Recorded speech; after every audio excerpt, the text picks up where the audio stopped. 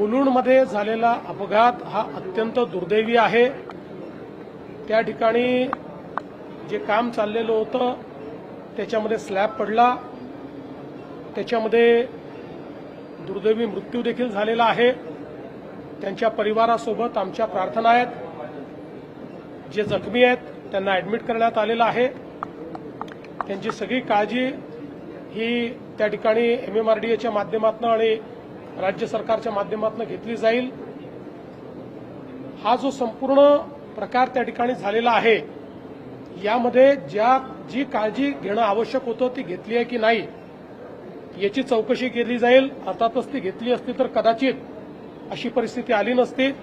याला कोण जबाबदार आहे त्यांच्यावरही कारवाई केली जाईल आणि तात्काळ जिथे जिथे काम चाललेलं आहे तिथलं सेफ्टी ऑडिट करून त्या ठिकाणी अशी घटना घडणार नाही या प्रकारचा प्रयत्न केला जाईल। मृतकांच्या परिवाराला शासनाच्या वतीनं मदत केली जाईल।